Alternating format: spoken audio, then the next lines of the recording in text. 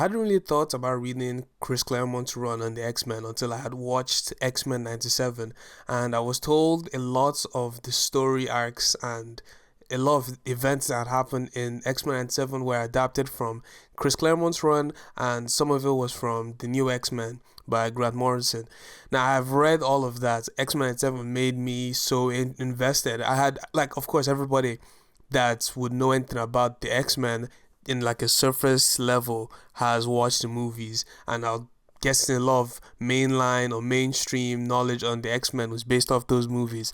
But those movies are dog shit compared to what happens in the comics. Now, I'm not saying the comics are perfect or anything, but just in the contents compared to movies or TV shows is so much richer in the comics. Now, something that was in the comics that was adapted, but I feel didn't get as much depth as it had in the original, was the Lifedeath love story from issue 186.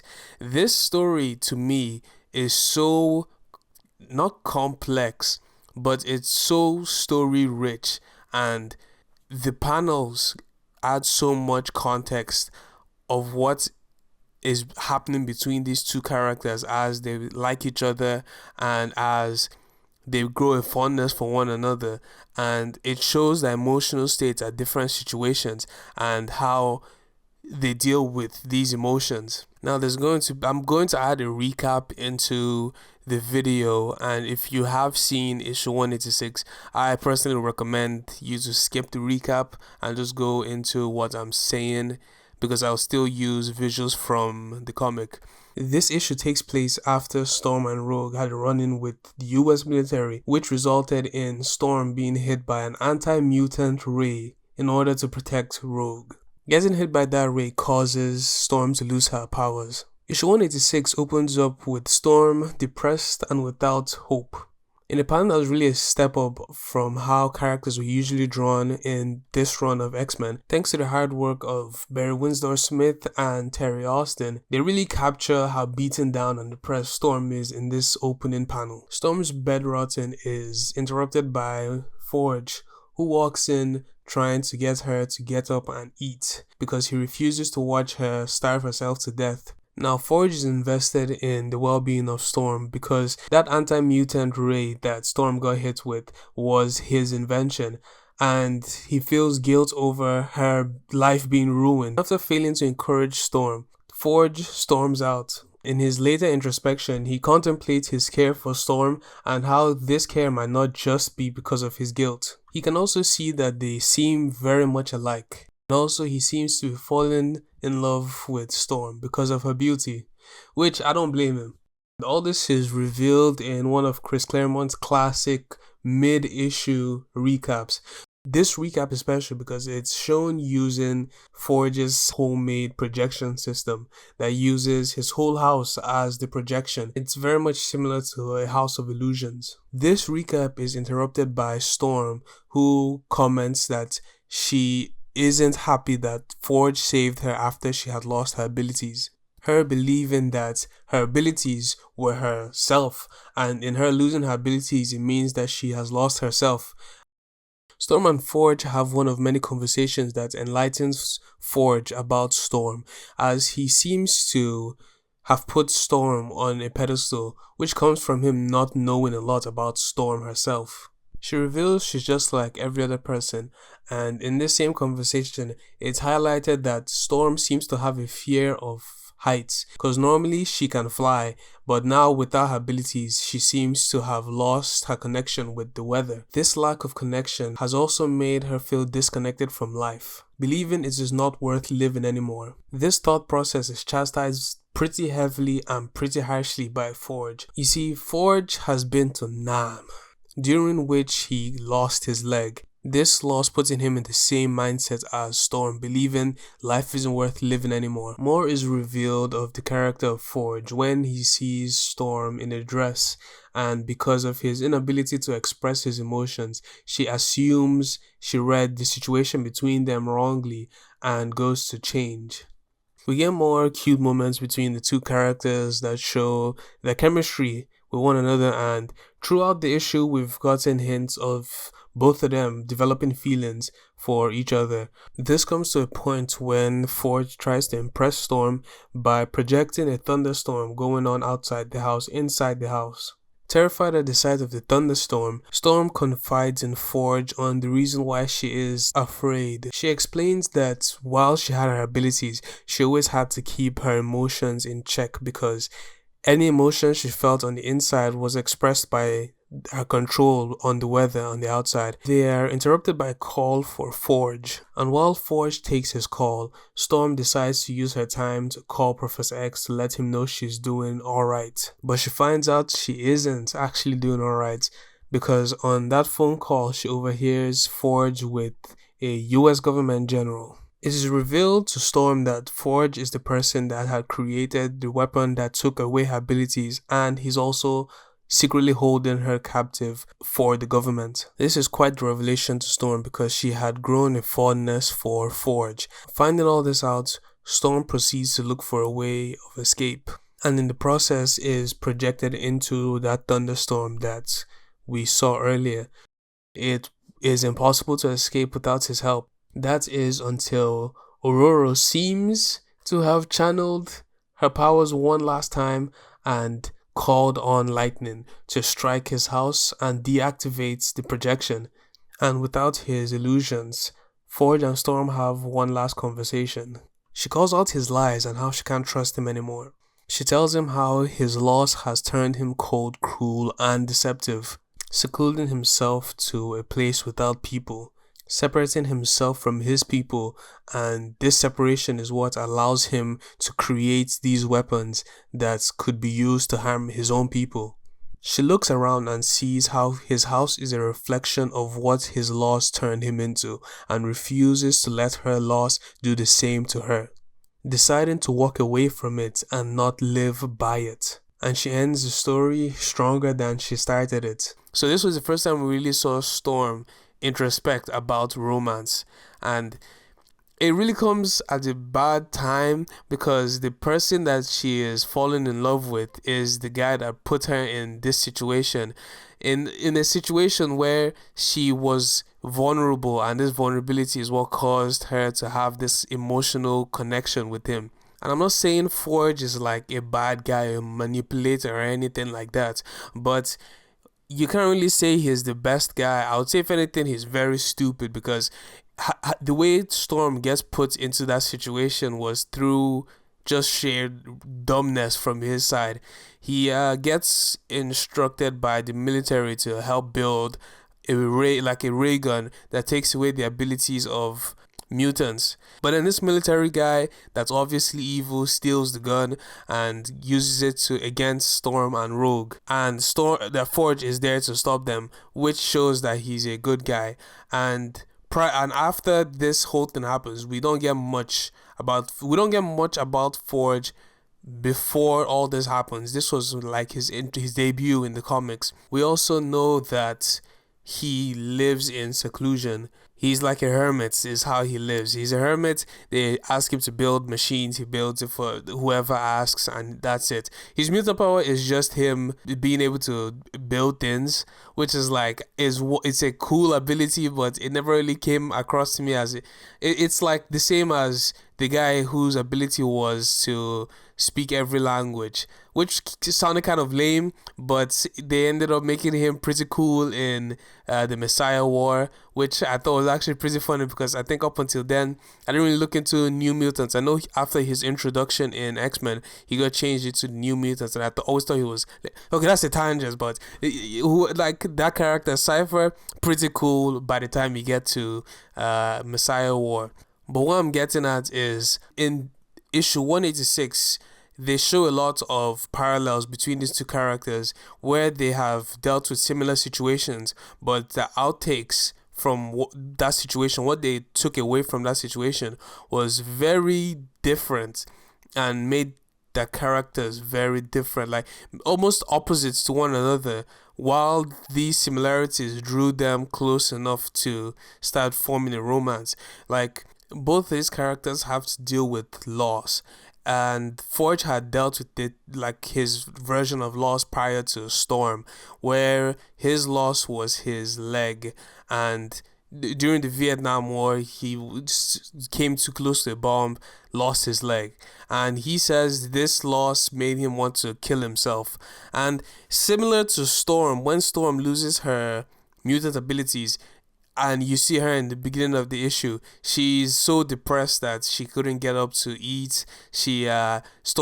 Forge has to take care of her, and at the same time he's getting very upset and aggravated with how she acts and how she's dealing with losing her mutant powers, which I thought was so fucking silly of him, because he's the reason why she lost her abilities, and he's actively hiding it from her and getting mad at her for being upset about losing such a huge part of her character. And earlier in the run, Storm was dealing a lot about the conflict of juggling her abilities and how she's currently feeling, like her emotions and just who she is as a person. We know Storm was raised in Kenya, and she was a pickpocket and a thief until her abilities got awakened, and when they did, she was worshipped as a god. So she had to keep her emotions on check constantly since she got her abilities, because when she gets mad, and you have probably seen this represented in a TV show or movie, when she gets mad, all like thunderclouds form, and it could get very dangerous if she just full on loses control of her abilities. She could actually kill someone. So during Chris Claremont's run, up until the Brood War, you really see a lot of Storm being the figure with a straight head on her shoulders, and everybody always comes up to Storm to ask her for advice, or to ask what she thinks about the situation, or just she was like the mother of the group. Her emotional distress was worsened by the infection that everyone had during the Brood War, except for Wolverine, But Storm she killed for the first time, and that went against her internal beliefs of life. So it's like if Batman had killed. That arc of her character changing is what gave us the punk Storm look, because she was trying to find out who she was as an individual and not this god character of Storm. It's in this phase of her finding out who she is that she gets hit by this ray that takes her abilities away, which it's adding more depth, more sauce to this character that Chris Claremont is building here. When she loses this power, it's still kind of showing that even though she had changed up her look, she changed her mindset, she changed how she acted with everybody, deep down this ability is still a core part of her. And now that she's lost it, it's like there's a hole, and she's trying to fill that hole. No pun intended. But she's trying to fill that with Forge. And this is really shown later on in the issue when she puts on this dress to try to impress him, which goes against everything she had been building up until then. It like betrays what she was trying to establish herself as an individual, and doesn't need anybody else. But yet, the moment she loses her powers, she gets this moment of weakness, and she wants to impress Forge, this guy she doesn't even really know. Forge is his whole character is wrapped around this house that both of them are in. In his head, he's protecting Storm. His house is dangerous. It's shown earlier that if Forge isn't around and somebody tries to explore his house, you could possibly die, because his house is filled with illusions. He could set it to anything he wants, and there's these platforms that just lead to free falls, and he could just die just from walking around this house. So it's just him that knows how to explore this house. He has Storm in this house saying he's going to protect her, and the only way that it would make sense for him to protect her is if she's constantly with him or stays in one area. And we find out that this is a lie. He's more monitoring her, and I guess trying to find a way to cure her from her power loss. And they have this conversation where Storm reveals that she reveals more about how she's feeling at the moment to Forge, and Forge just isn't vibing with it at all. And I'm like, come on. I don't want to recap it, but I was like, what are you doing, bro? You took her abilities away. She doesn't even know that she's practically like imprisoned by the government right now. And this is how you act. But when Storm finds out about this, they have, and she tries to escape. It happens that his house is then projected into this thunderstorm, and it's like, even though she doesn't have abilities, it's a creative way of showing how she's feeling, because she's still surrounded by this thunderstorm, and oh, when is a thunderstorm, it means she's scared. And that's what you're seeing right there. But she still can't escape his house, which shows that, like, the moment Forge and Storm were not on good terms, this house turns into chaos. And it shows that, like, this whole relationship was always based on Forge's terms. She prays for lightning to strike his house, and it's kind of coincidental that lightning strikes at that very moment on where she's where she is.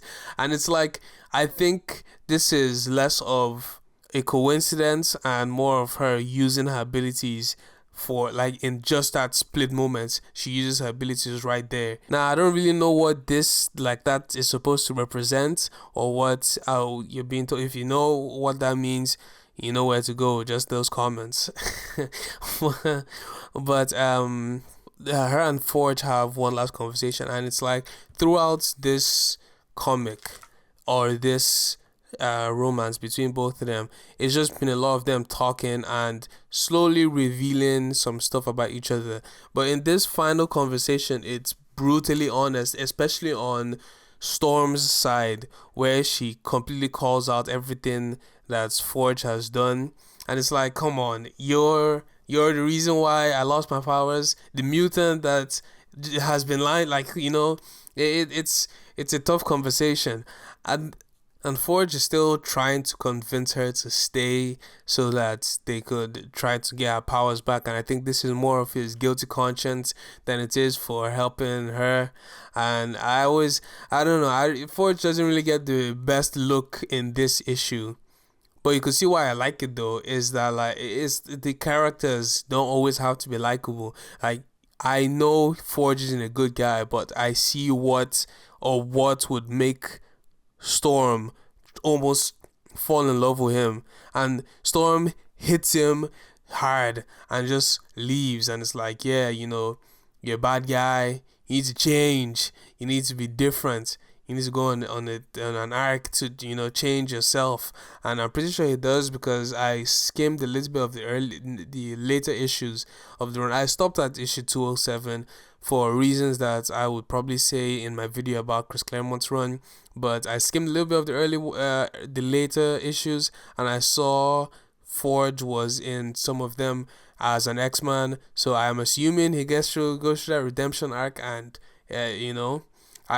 maybe I should research, but that, like, puts an end to the Forge and Storm stuff. In that issue, it wasn't just the love story between Storm and Forge. We also got, like, this side story thing. It was like 5 pages where there were these aliens and they were taking over government agents. It comes back later on after this issue, but it's not really important for the love story that I'm trying to show. The aliens look cool and they talk funny, so that was kind of entertaining as well. It was like taking breaks between the heavier stuff with Storm and Forge. But yeah, this issue was really good, and the art was so good. Compared to, maybe I could put up extra panels from late or earlier issues, or even the issue right before this one, but it's very different. Like, the character, they're drawn more realistic and more dramatic in this issue than they were in any other issue in Chris Claremont's run.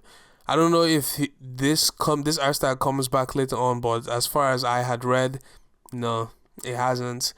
Also, something else odd about the movies is they sell Storm's character so short. Like, they make her cool, and that's because her powers are cool, but they don't really make Storm her own character. They don't really give her the elder sister, mother type of vibe she brings to the X-Men in the comics. They make her so boring in the movies, and I don't know why they do that. They did the same thing with Cyclops. I think this is because they mainly want to focus on Wolverine and because he's like the main character in the movies, but I don't get why they didn't make Storm a more intriguing character or just at least a character presence. I don't even remember her talking from all the movies I watched.